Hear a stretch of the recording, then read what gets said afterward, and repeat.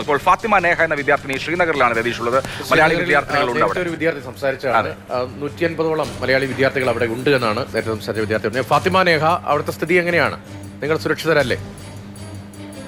ഇവിടെ സേഫ് ആണ്, വേറെ പ്രശ്നങ്ങളും കാര്യങ്ങളൊന്നും ഇല്ല. പിന്നെ ഇന്നും നാളെയും ക്ലാസ് ഒക്കെ സസ്പെൻഡ് ചെയ്തിട്ടുള്ളത്. ഇന്നലെ ഫുള്ള് ബ്ലാക്ക് ഔട്ടും കാര്യങ്ങളൊക്കെ ഉണ്ടായിരുന്നു. നാട്ടിലേക്ക് വരാൻ ഉദ്ദേശിക്കുന്നുണ്ടോ ഫാത്തിമ? നാട്ടിലോട്ട് വരാൻ പറ്റിയ സാഹചര്യമാണ്, വരണം എന്നുണ്ട്. പക്ഷേ ഇപ്പൊ പ്രശ്നം എന്താണെന്ന് വെച്ചാൽ പബ്ലിക് ട്രാൻസ്പോർട്ടും കാര്യങ്ങളൊക്കെ ക്ലോസ്ഡ് ആണ്. അപ്പം വരാൻ പറ്റിയൊരു സാഹചര്യം അല്ല ഇപ്പം.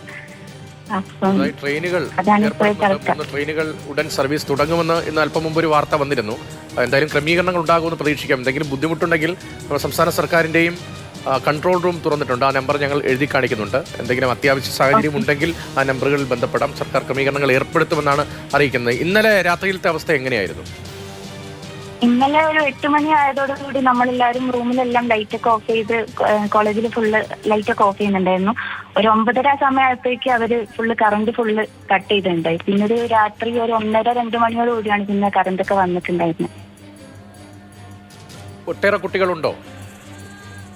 നമ്മളിവിടെ ഇപ്പം മലയാളീസ് 15-18 പേര് മലയാളീസ് ഇവിടെ ഉണ്ട്. പിന്നെ അല്ലാതെ വേറെ പിന്നെ യൂണിവേഴ്സിറ്റിയിലൊക്കെ ആയിട്ട് കുട്ടികളുണ്ട്, മലയാളീസ് ഉണ്ട്, ഒത്തിരി പേരുണ്ട്. ശ്രീനഗറിലെ ഒരു മാറ്റം എങ്ങനെയാണ്?